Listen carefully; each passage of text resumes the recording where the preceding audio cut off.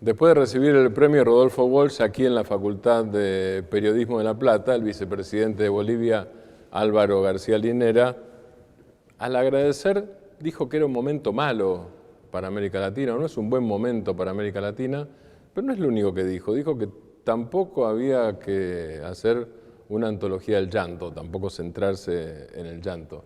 Gracias por la entrevista con nosotros. Muchas gracias por la invitación y aquí a tu disposición. ¿Cómo se conjugan esas dos cosas? Por un lado, el realismo analítico de decir no es el mejor momento o es un momento malo, y por otro lado, el tema de la actitud, de no quedarnos en el llanto, aunque uno también puede llorar un poco, ¿no? No es un buen momento porque hay una retoma temporal de la iniciativa por los sectores conservadores, que se está traduciendo en un recorte de derechos de la gente que logró ampliar esta última década virtuosa. La derecha asume el gobierno justamente para recortar costos, para recortar derechos, para reducir intervención del Estado y permitir que todos esos recursos fluyan hacia el sector privado, nacional o extranjero. Entonces, visto en su conjunto, es un mal momento para la sociedad, porque de estar consiguiendo condiciones de vida más o menos dignas, ahora retrocede a relaciones de abuso, de desempleo, de explotación. Pero a la vez es un momento exigente. Todo momento malo para la sociedad es a la vez, esa es su contracara de ser un momento exigente porque obliga a que la sociedad, los sectores subalternos, las clases plebeyas, retomen nuevamente la capacidad de organización. En la victoria, que fue una victoria producida por la lucha social, los tiempos de gobierno vino acompañado con un proceso de relajamiento de la organización, que es normal también. Nadie se moviliza perpetuamente, no hay revolución perpetua. Las revoluciones son por oleadas, y hay el momento de universalismo de las clases plebeyas y luego del corporativismo y de la relativa desorganización. Entonces, esto significa que ese repliegue de lo social tiene que terminar. Y eso es básicamente organización, pero no solamente organización, es también horizonte. Una combinación de idea movilizadora con fuerza que convierta la idea en hecho político, en hecho, digámoslo, que influye en el escenario estatal, puede modificar la correlación de fuerzas a corto o a mediano plazo. ¿Cómo se conjuga por eso? Porque hace falta el realismo de medir la correlación de fuerzas y la voluntad de cambiarla, si no solamente conformarse con lo que existe. Así es. Esta es pues la frontera entre la aceptación de la dominación y la insurgencia y la rebelión contra la dominación. Lo importante es que esta generación que hoy está de pie vivió los tiempos de la derrota del neoliberalismo, vivió los tiempos de la victoria temporal de los gobiernos progresistas y revolucionarios y ahora está en este periodo intermedio. Por lo tanto, tiene el conocimiento, tiene la experiencia para poder volver a retomar la iniciativa. A diferencia de los años 60 o 70, cuando se aniquila una generación en la derrota política y militar y la construcción de una nueva generación va a tardar 30 años, aquí no. Aquí es una misma generación que ha vivido derrota, victoria y temporal derrota.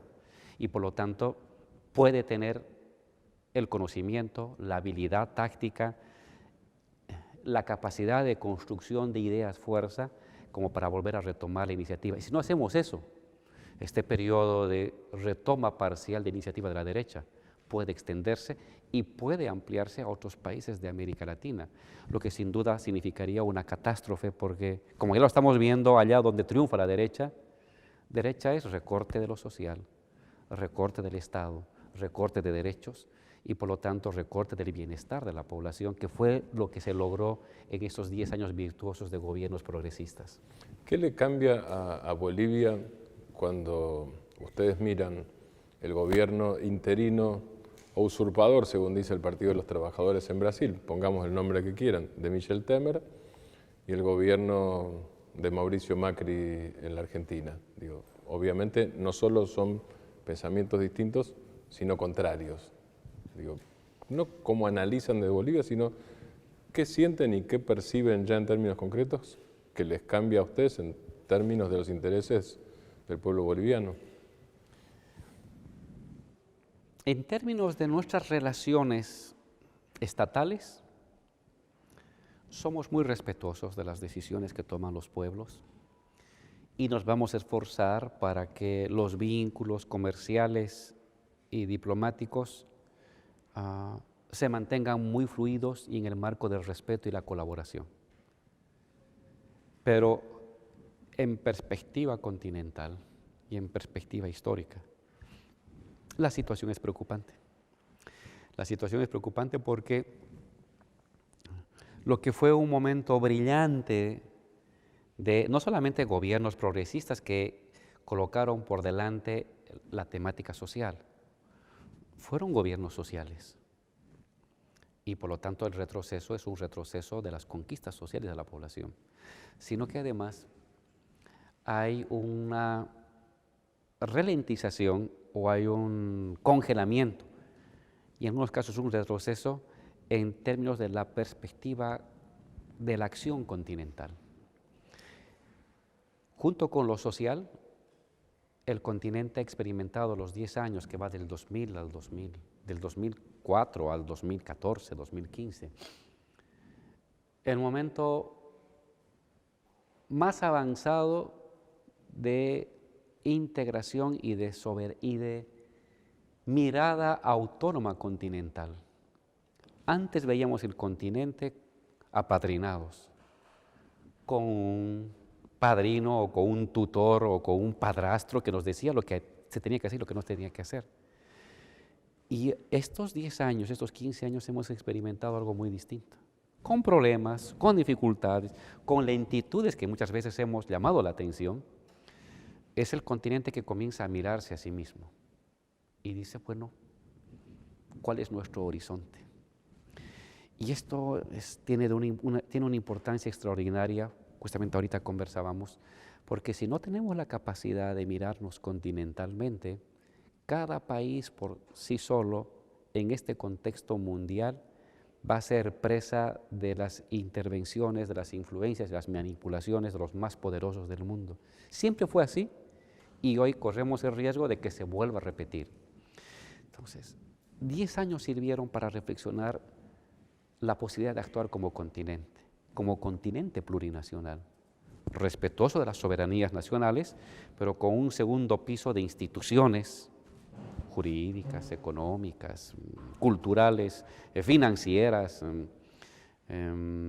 y sociales que te permiten que el continente actúe como actor colectivo en el contexto del mundo.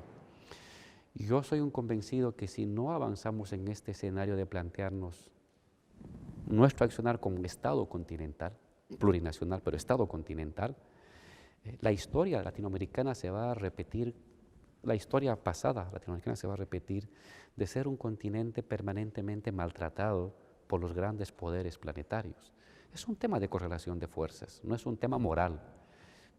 Las relaciones entre países no se mueven en funciones morales, sino en funciones de fuerza y de intereses. Y si el continente no logra articular una especie de coraza continental, cada uno por sí mismo es pequeño, es débil, es casi insignificante frente al contexto mundial y por lo tanto fácilmente manipulable. Pero un conglomerado de países, 450 millones de personas, reservas de agua, mayores reservas de biodiversidad, minerales estratégicos, litio, gas, alimentos, juventud formada, eso ya curva el espacio-tiempo planetario, modifica el escenario mundial. Pero si no actuamos así, mínimamente en ciertas cosas, nuestro destino es volvernos a lamentar siguientes 50 o 100 años de maltrato, de insignificancia planetaria, de subordinación a políticas que deciden otros. Entonces, Mi preocupación es que en términos de articulación de intereses regionales estemos retrocediendo. En términos de soberanía continental estemos retrocediendo y eso puede llevar a nuestro continente y a la población trabajadora a mayor pérdida de derechos y mayor subordinación. En el agradecimiento tuyo después que la decana, después que Florencia Saintud te dio el premio, vos dijiste en un momento, y acabas de mencionar una palabra, que es que el proceso revolucionario es por oleadas. Pero en el mensaje dijiste por oleadas y no por ciclos, porque lo cíclico es mecanicista. ¿Cuál es la diferencia entre una cosa y otra? Sí. Es el debate con algunos intelectuales que les he llamado de cafetín o deslactosados, ¿no?, que hablan sobre América Latina y ponen a aplaudir de que haya llegado el fin de los ciclos progresistas, pero no hacen nada para un ciclo superior al progresista, ¿no? Y simplemente dejan pie a que entre la legitimación de la derecha. Cuando tú hablas de ciclo, significa de que todo tiene un inicio, una estabilización y un fin. Y eso es algo natural, es como la ley de la gravedad. Así es. Y hagas lo que hagas, protestes, te movilices. Así será. Así será de aquí hasta otros 50 años que venga otro ciclo. Entonces, esta es una mirada que le arrebata el protagonismo al ser humano, que olvida el papel de la subjetividad colectiva en la construcción de los hechos sociales. Y esa es falsa. Es el mismo discurso recicladito, ahora con el concepto de ciclo de ciclo, es la misma lógica del fin de la historia. Se había acabado la historia, ya todo el mundo dedicarse a la democracia liberal, habían desaparecido las clases, todos éramos emprendedores y todo el mundo tenía que alinearse detrás de lo que ya era la culminación del desarrollo humano. Y resulta que no fue así, que aparecieron por otros lados clases sociales, aparecieron luchas, aparecieron organizaciones, aparecieron jóvenes, aparecieron gente que tomaba otra vez las plazas por asalto y luego también los palacios por asalto. La historia no había tenido fin. Una versión desteñida de esa lógica es esta.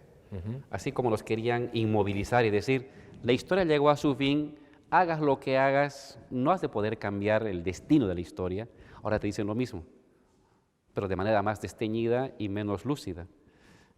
Y ni siquiera apoyada, por lo menos otros se apoyaban en Hegel, que era un filósofo universal, en cambio estos se apoyan en una pequeña clase de física de tercero básico sobre los ciclos.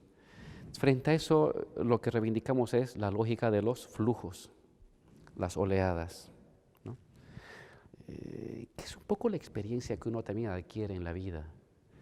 Las transformaciones se dan por oleadas. La gente se articula, se unifica, crea sentido común, tiene ideas fuerza, se convierte en ser universal, es decir, ser que pelea por todos, logra derechos, acuerdos, Estado, política, pero luego pasa la vida cotidiana. No puedes estar en asamblea todos los días. Sí. Tienes que ir a ver qué va a pasar con tu hijo, qué va a pasar con el crédito de la casa. Viene el reflujo. Pero luego, más pronto que tarde, puede venir otro flujo. ¿Cuándo será ese flujo? No lo sabemos. No está ni definido por una ley sociológica, ni por una ley mecánica. Predestinado. Está predestinado. ¿De qué depende? De muchas cosas, en particular de lo que tú puedas hacer, de lo que tú haces hoy en tu barrio, en tu universidad, en tu medio de comunicación, en tu poema, en tu teatro, para articular sentido común, para impulsar ideas de lo colectivo, de lo comunitario. Y si algún momento eso, por algo no calculado, se articula con otras iniciativas comunitarias, puede dar a otro flujo. En una semana, en un año, en 10 años. Lo importante es que tú luches, sin esperar si va a ser en una semana, sino que tú le metas, que te organices y te organices. Y con suerte verás otra vez que ese esfuerzo se traduce en una articulación que te llega a un nuevo flujo social. Y si no te alcanza la vida, vendrá el siguiente que se sumará a lo que tú hiciste, para él sí ver que nuevamente venga un flujo. Las revoluciones son así. Entonces, cuando tú miras la historia por flujos y no por ciclos, reivindicas otra vez el papel del sujeto, de la persona, de la subjetividad, que no invente el mundo a lo que le da la gana, no, pero que ayuda a construir un mundo. Me gusta la frase ahí de Sartre, ¿no? Uno hace al mundo en la misma medida en que el mundo lo hace a uno. Y entonces hay algo de objetividad, pero también hay otro pedazo de subjetividad. Y en esa comprensión entre objetividad que has heredado y subjetividad activa que modifica la subjetividad está la praxis, la capacidad de transformación del ser humano, de su entorno, de su vida. En la oleada boliviana, desde antes del 2006 ya, pero desde principio del 2006 hasta ahora son 10 años de gobierno de Evo Morales como presidente. ¿Cuáles son las 2 o 3 claves que a vos te parece que habría que resaltar?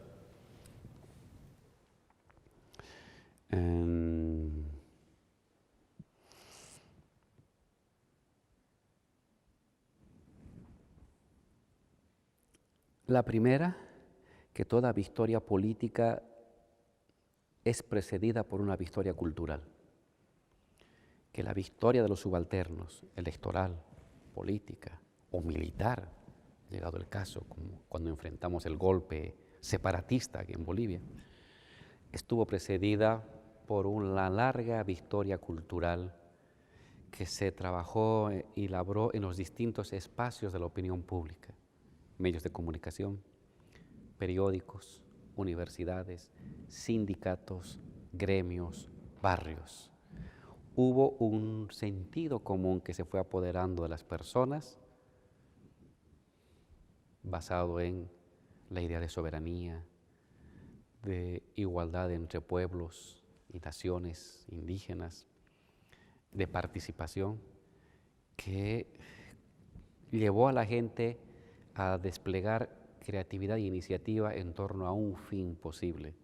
Porque la gente no solamente se mueve porque sufre, se moviliza porque sufre y cree que movilizando puede cambiar su sufrimiento. Claro. Si no cree que puede cambiar su sufrimiento o su malestar, no va a movilizarse. Es decir, el norte, el horizonte. Sin horizonte no hay capacidad de articulación. Entonces, no es simplemente, como decían algunos compañeros trotskistas, a mayor condiciones de vida deplorables, la gente se va a rebelar. No es cierto. Muchas veces uno se acostumbra a su dominación, ya se acostumbra a su pobreza. Pero malestar, pérdida de derechos, deterioro de condiciones de vida, enmarcadas en un horizonte de posible conquistable, distinto al que estás viviendo, eso sí se vuelve en un material explosivo que transforma la sociedad. Entonces, la primera lección que yo saco de Bolivia, no puede haber victoria política, electoral y social si no hay previamente victorias culturales y simbólicas. La segunda, todo proceso revolucionario tiene que permanentemente sostenerse y reinventarse en ámbitos de participación democrática de la gente. No es fácil eso, no es fácil porque la gente se moviliza y luego se repliega. Y es fácil que los gobernantes en ese repliegue nos asumamos como los demiurgos históricos. Puedes hacerlo temporalmente, provisionalmente, pero si crees que eso es la historia, estás perdido. Claro. Porque has vuelto a reconstituir el viejo monopolio de la política contra el cual te sublevaste. Entonces, es desde el Estado, si eres progresista y revolucionario, que tienes que entender los flujos de la historia, pero adecuarte esos flujos para introducir, crear, inventar nuevos mecanismos que aún en el reflujo la gente se sienta partícipe y la gente participe en las grandes políticas públicas. Al final, se ha mostrado eso en Brasil. ¿Quiénes te defienden al final? Es el pueblo.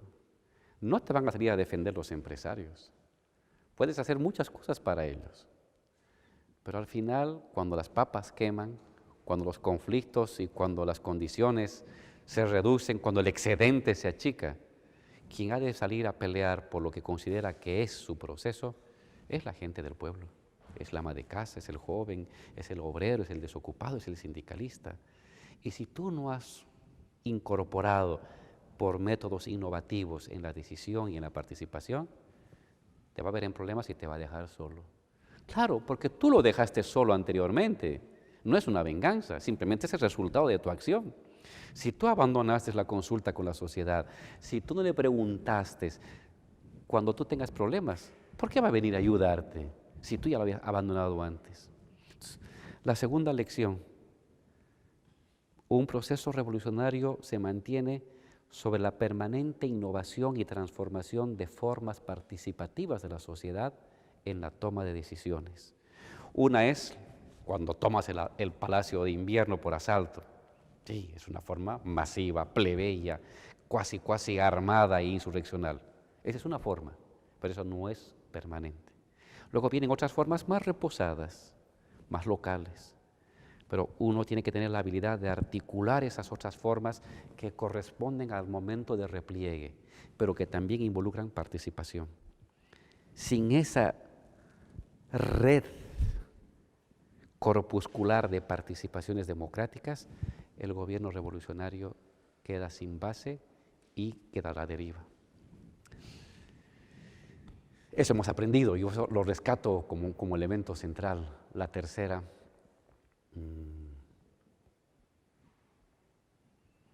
un gobierno revolucionario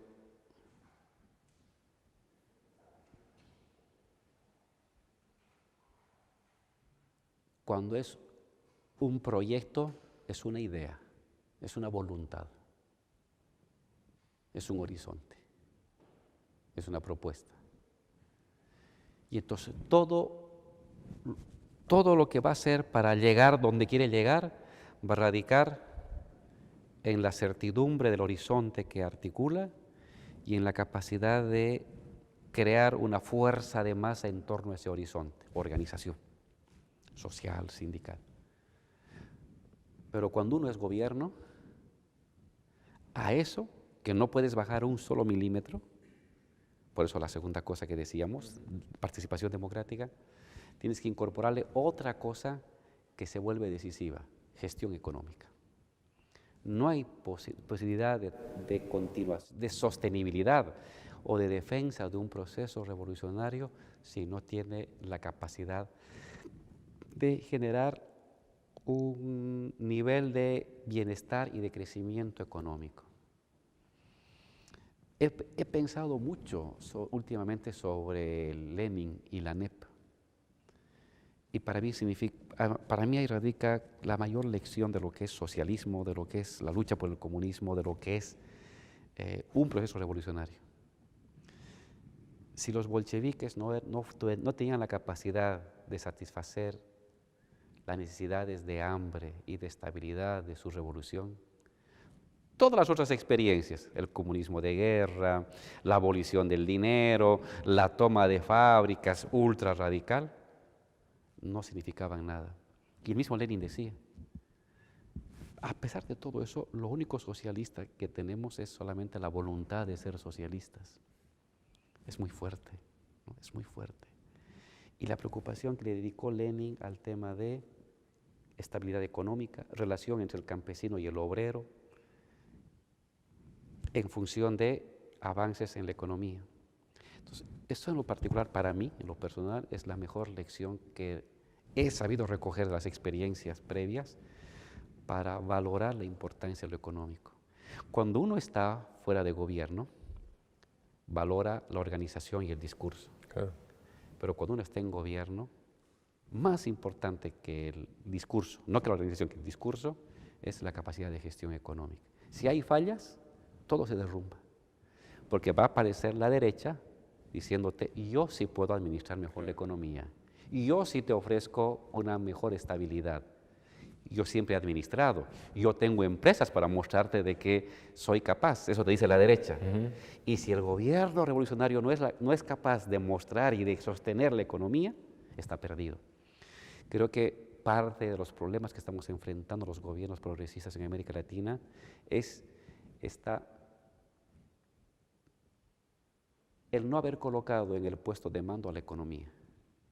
el haber mantenido en el puesto de mando el discurso y la organización. Pero cuando eres gobierno, en el puesto de mando está la economía. ¿Dentro del puesto de mando o primero en el puesto de mando? Lo central. Lo central. Lo central. En torno a lo cual tienes que articular movilización, democratización, pero para lograr base económica, condiciones mínimas de sostenibilidad, porque la gente es heroica, sale a pelear, entrega la vida, pero luego regresa a la casa y dice, bueno, ¿ahora qué como? ¿Ahora cómo pago la deuda?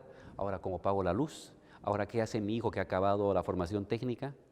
Y si tú no has abierto a esa cotidianidad un espacio mínimo, aunque largo, de realización, tu revolución llega a un límite.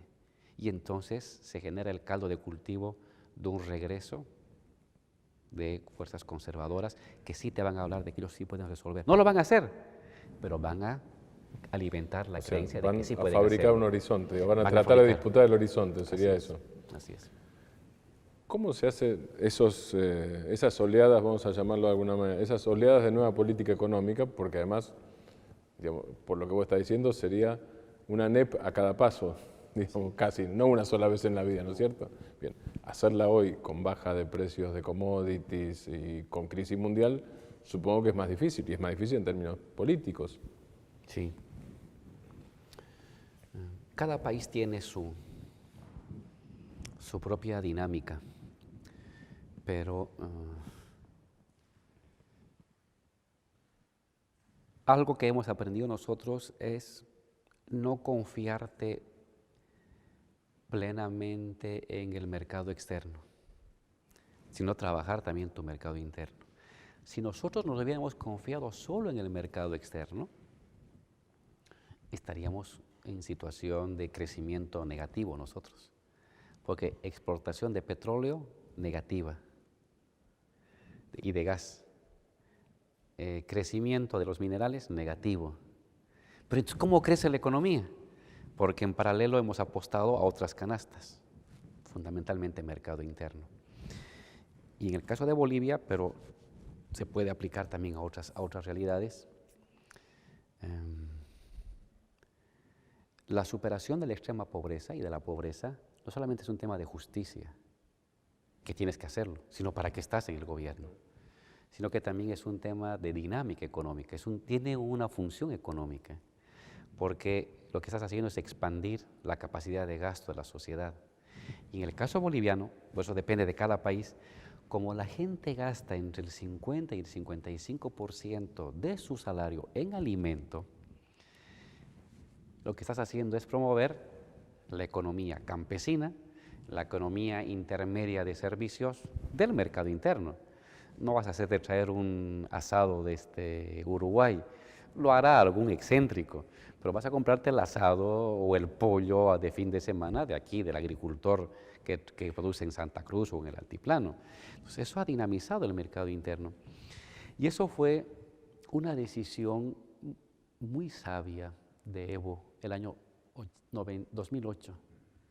Tuvimos precios del petróleo $130 y en el mismo año precios de petróleo de $30, 120 a $30. Eso fue un golpe muy duro para nosotros. Y Evo viene de una cultura campesina muy previsora. En el campo, en el altiplano, como viene la sequía o viene la granizada,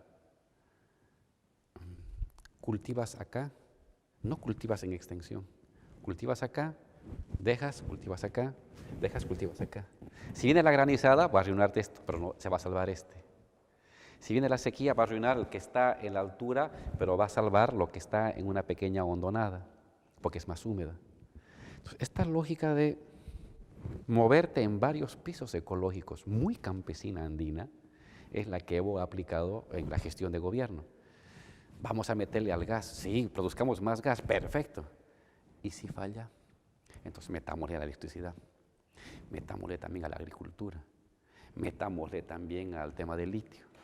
Entonces vas diversificando. Te falla una, tienes 3 o 4 que funcionan. Te fallan 2, tienes 3. Y eso es lo que ha permitido que ahorita nosotros en gestión de gobierno tengamos un crecimiento del 4.2 hasta el 5.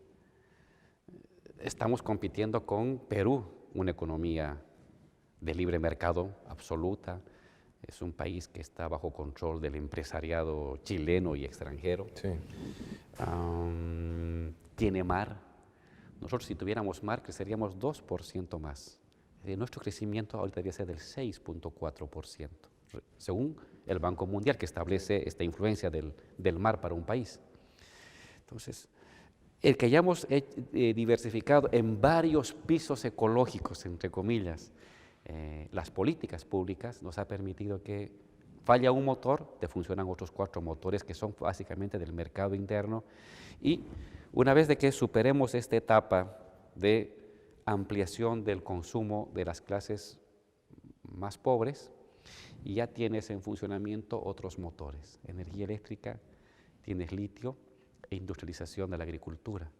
Entonces ya puedes pensar en los siguientes 10 o 15 años de un crecimiento que va a estar fluctuando entre el 4 y el 6%, con petróleo 100 o con petróleo 25, vas a moverte ahí. Pero eso ha tenido que ver con la capacidad planificadora y el hecho de que, digamos, la economía es decisiva. La economía es decisiva y la sepas manejar al estilo campesino, ¿no? Que es el presidente, es muy ahorrador, muy previsor, tiene siempre una reserva, no se arriesga al Bueno, todo la por el papa todo. congelada del altiplano, ¿no? Claro, y tienes tu reserva, por si te va mal. Vas a sembrar todo lo que puedas, pero capaz viene la helada, capaz te quedas sin cosecha, tuviste tu reserva. Nuestras reservas internacionales, somos el país de América Latina que tiene más reservas internacionales en función de su Producto Interno Bruto, el 50%. ¿Cómo es eso? ¿Cómo hizo Evo? ¿Por qué no agarró y comenzó a utilizar las reservas internacionales? No, mejoro aquí, pero me guardo.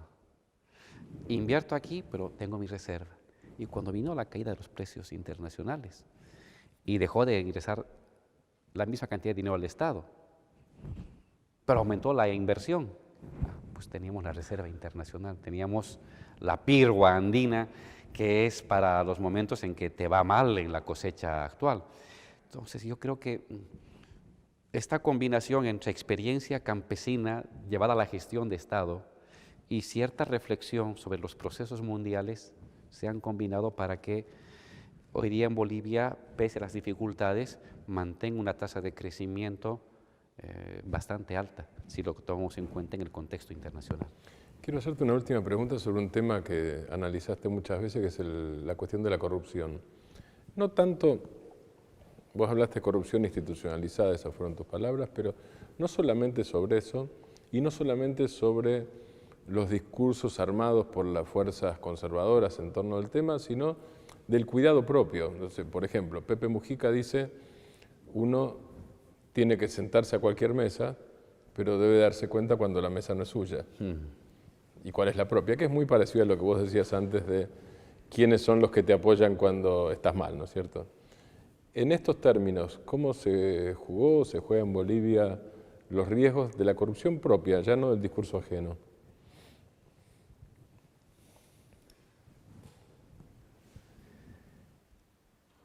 Toda democratización real del Estado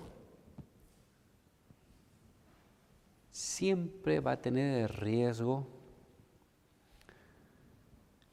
de procesos de patrimonialización del Estado.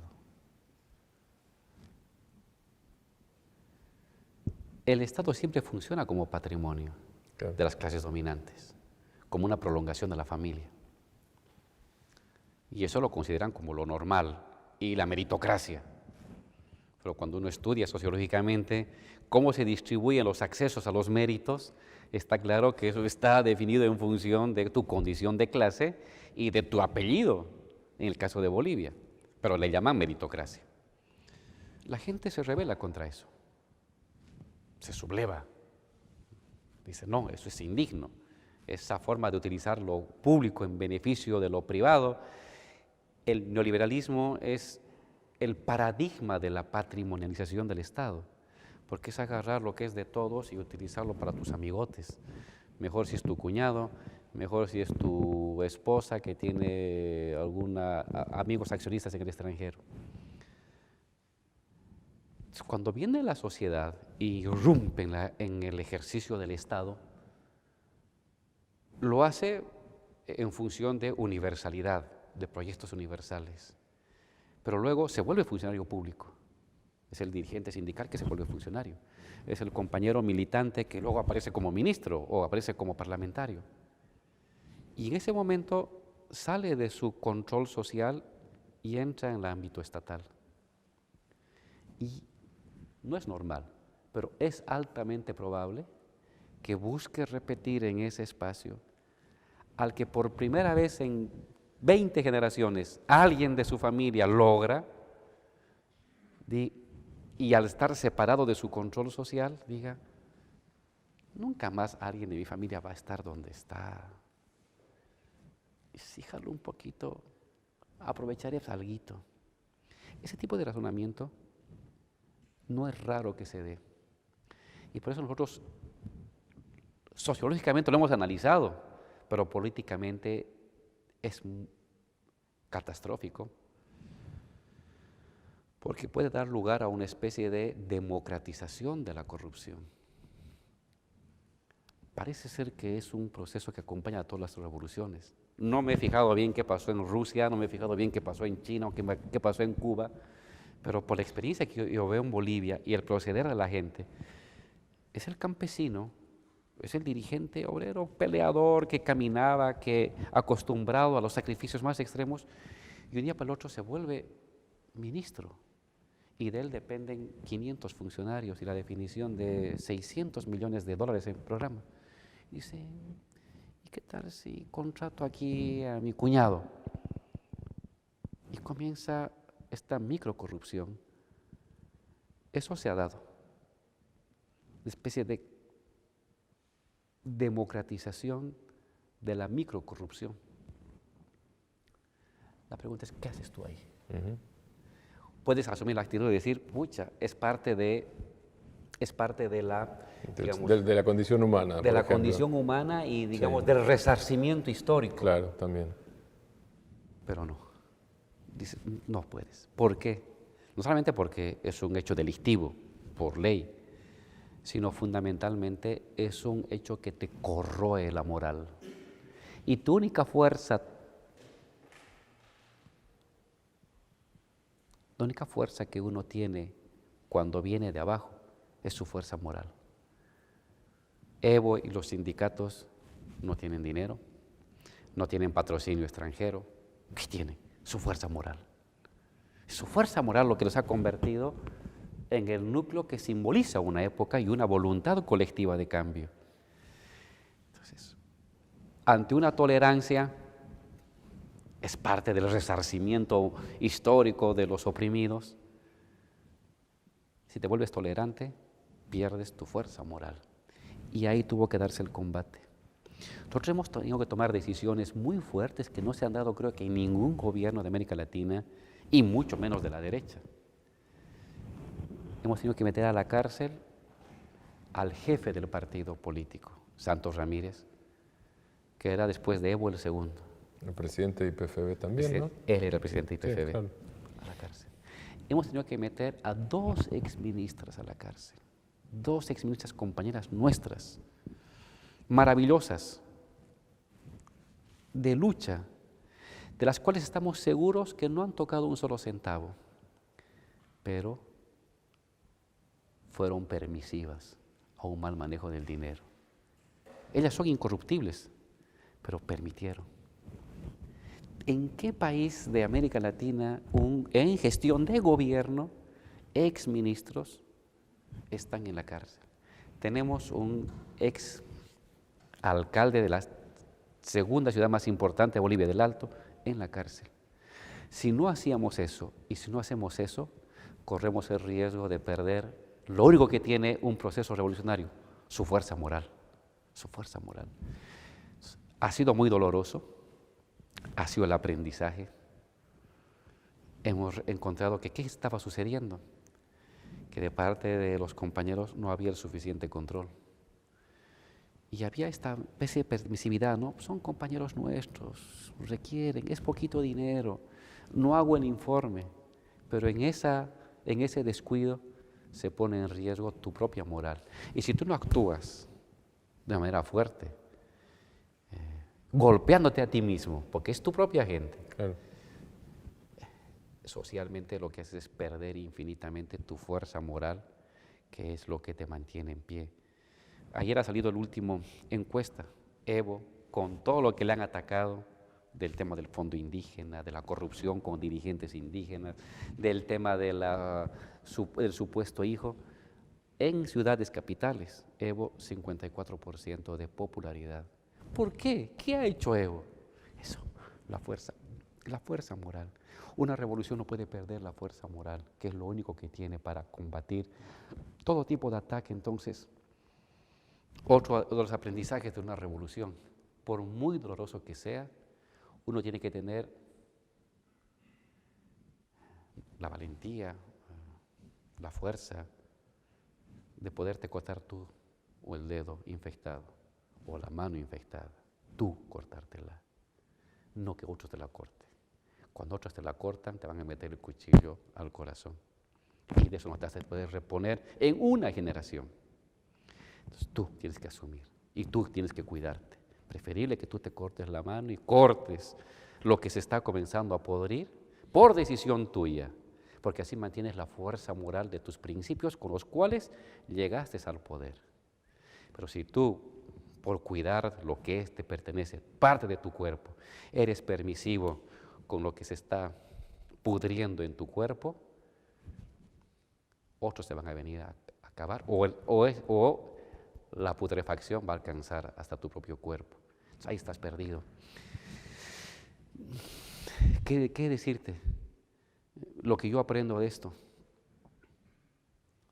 nuestra fuerza nace del hecho moral y tienes que saberlo cultivar.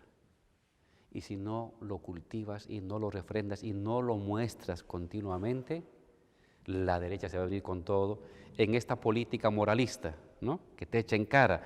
Han robado $5,000, terrible, estos indígenas son unos incapaces ladrones.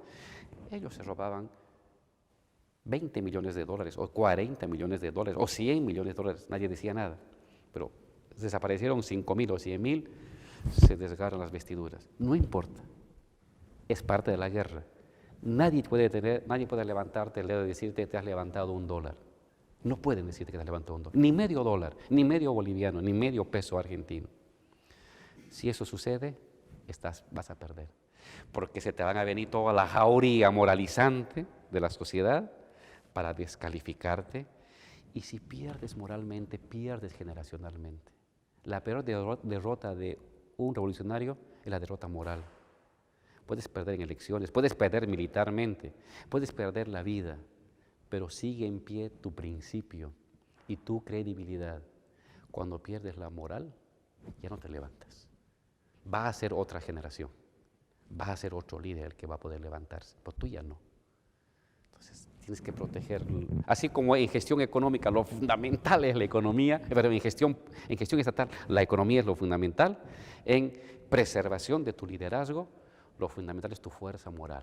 Nunca permitas que te debiliten tu fuerza moral, porque de eso tampoco te recuperas. Álvaro, muchísimas gracias. Gracias a ti. Álvaro García Linera, vicepresidente de Bolivia, aquí en el estudio de la Facultad de Periodismo de la Universidad de La Plata.